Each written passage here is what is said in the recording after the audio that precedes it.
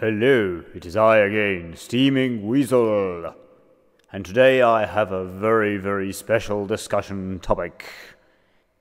As it so happens, I have seen raised in a few videos, namely by Azania101 and Kaya, the entire accusation that it was economic sanctions that brought white South Africa to its knees, and that it was the ANC and the liberation movement who, with the help of economic sanctions, destroyed the apartheid economy.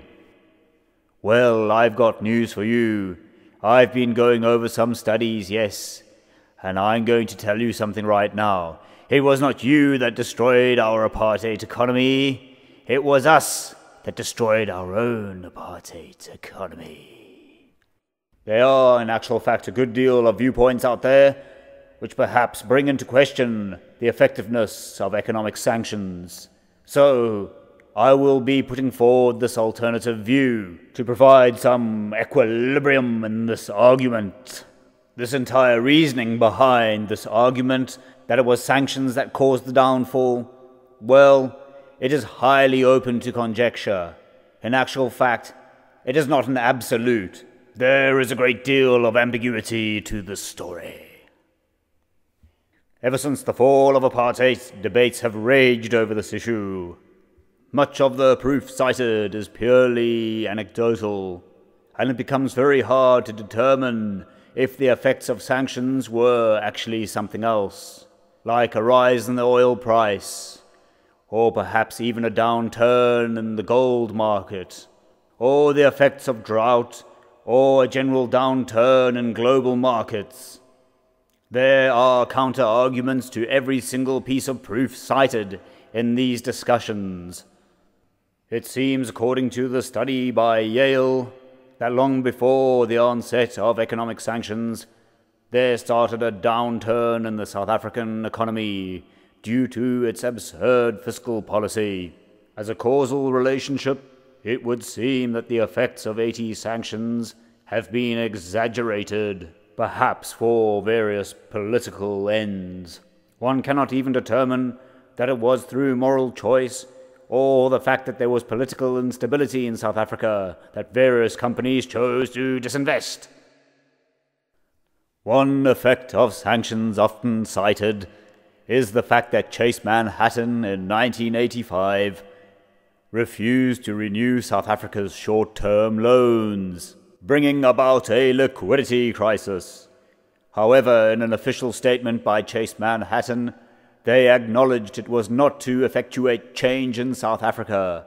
In actual fact, it was down to South Africa's uncreditworthiness and internal political instability that made it a risk.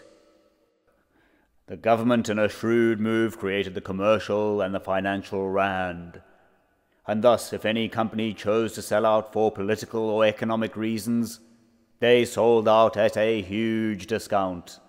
And thus it was even profitable for many white South Africans to actually buy up these companies, and it caused a short-term economic boom in South Africa. However, the disinvestors often maintained non-equity links with the country.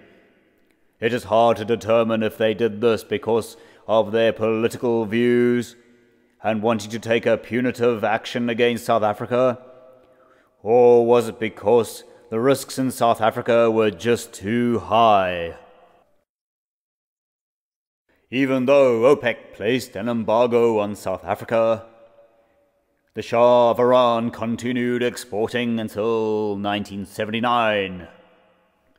It was interesting to note that in 1970, there was a 60% decrease in investment in South Africa, long before the 1973 oil embargo by OPEC, whereas in 1985, with the arrival of multilateral sanctions, there was only a 34% decrease in investment, of which it is hard to determine how much of that was due to political objection.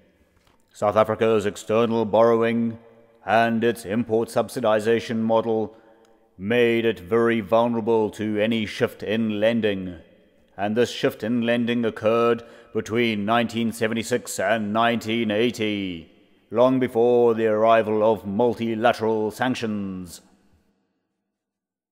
It was perhaps even apartheid itself that destroyed the South African economy. It was costly to maintain. There was an exploding black population which needed to be taken care of. Schools had to be provided. There was also the need for work opportunities, and every single apparatus of state needed to support them. It created disparities in the labor market, which had a knock-on effect with the economy, to the extent that in the early 70s, before any punitive measure had been taken against South Africa, one had to already start to relax the labor legislations of apartheid and open the labor market. The very system itself was an obstacle to economic development. One cannot even exclude global economic trends which were common to many countries. During the 1973 oil embargo, it was not exclusively South Africa that suffered. It was also England and America and even Japan. Yes, it was all the countries that supported Israel during the Yom Kippur War. Later, the embargo was broadened to include South Africa, Rhodesia, and Portugal. As many African liberation movements and Arab oil-producing countries were quite chummy. Not only that, but many may look at 1984 as a pivotal year in South African history. Yes, that was the year of P.W. Botha's Rubicon. And this was a major turning point in the South African economy. However, there were external factors in this. The price of gold in 1984 dropped from $850 an ounce to $400 an ounce. 1984 was also the time of a severe drought in South Africa. It was also the title of a novel by George Orwell. Ha ha ha ha ha. On a last and final point, we move on to the entire issue of punitive trade sanctions that came into effect in the mid-80s. However, it is interesting to note that South Africa managed to increase its exports during this time period by a massive 26%.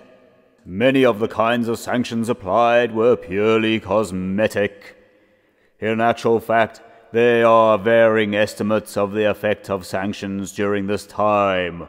One such estimate is as low as 0.5% of the GDP. Relative to far greater problems in the financial markets that South Africa brought upon itself, sanctions could be seen to be more puny than punitive. After being released from prison, Nelson Mandela informed all foreign investors to stay out the country. However, whether they abided his call is questionable. Was it that he asked them to stay out, or was it because of the internal political instability that they chose not to invest until after the first free election?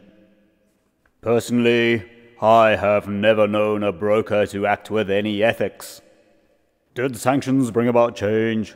Well, I don't think there's anything that can be cited with any clear confidence. A last and final word to all those people who supported economic sanctions against South Africa.